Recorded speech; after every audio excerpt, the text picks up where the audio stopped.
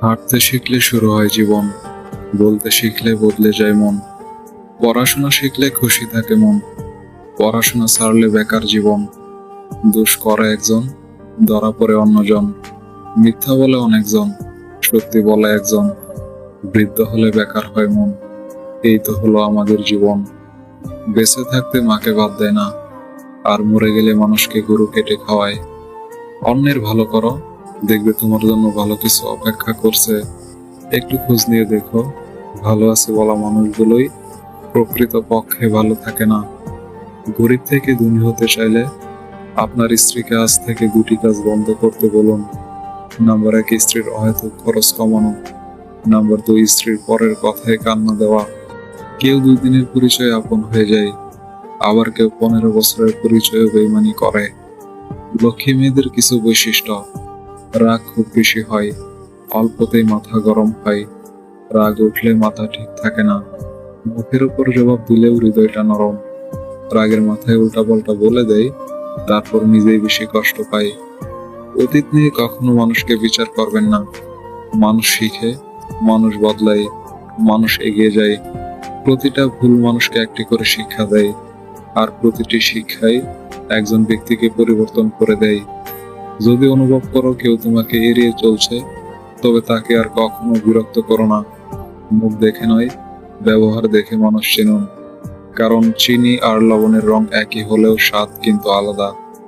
পরিশ্রম আর সময় যত জটিল হবে, তত তুমি মানুষ চিনতে শিখবে। ফোনটা হাতে নিলেই ইচ্ছে হয় তাকে একটা ফোন করি, কিন্তু সে অধিকারটাও হারিয়ে ফেলেছি। গরিব ছেলে আর কালো মেয়ে সব জায়গাতেই অবহেলিত। সমাজ মানুষকে তৈরি করে না, মানুষই সমাজকে সৃষ্টি করে। তবুও মানুষ সমাজের ভয়ে ভীত থাকে। সমস্যা হলো, এখন মানুষ ভালো মানুষদের লালন করে না, ব্যবহার করার চেষ্টা করে। নিজেকে ভালো রাখার দায়িত্ব নিজেকে নিতে হবে, কারণ খারাপ থাকলে কেউ ভালো রাখতে আসবে না। একটু হেসে কথা বলুন, অনেক ছোট ছোট সমস্যার সমাধান পেয়ে যাবেন। দিন যেভাবে রাতের সাথে পাল্টায়, ঠিক তেমনি মানুষও সময়ের সাথে বদলে যায়। আমাকে কেউ খারাপ ভাবলে আমি কিছু মনে করি না। একজন মানুষ কখনো সবার প্রিয় হতে পারে না। আমি আমার বিবেক দিয়ে নিজের পথে চলবো। যে চেনার, সে আমাকে ঠিকই চিনবে।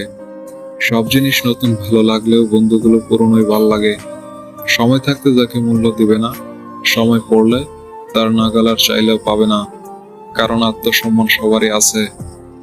যে ভালো থাকার জন্য ভালোবাসে সে কারণে অকারণে হারিয়ে যেতে পারে, আর যে ভালো রাখার জন্য ভালোবাসে সে হাজারটা কষ্ট স্বীকার করেও পাশে থাকে। স্বামী স্ত্রীর মধ্যে ঝগড়া ভুল বোঝাবুঝি থাকবেই, আর সেটা কখনোই সন্তানের সামনে করা উচিত নয়। এতে সন্তানের মানসিকতার উপর প্রভাব ফেলে। তুমি আমার বিশ্বাস ভেঙেছ, তাই আমি তোমার কাছে কৃতজ্ঞ। কারণ তুমি আমার চোখে আঙ্গুল দিয়ে দেখিয়েছ সবাই বিশ্বাসযোগ্য হয় না।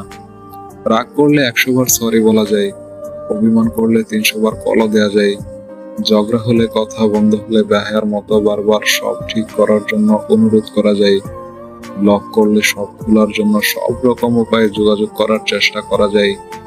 কিন্তু একবার যে সিদ্ধান্ত নিয়েছে চলে যাবে, তাকে একটাবারও থাকার কথা বলা উচিত নয়।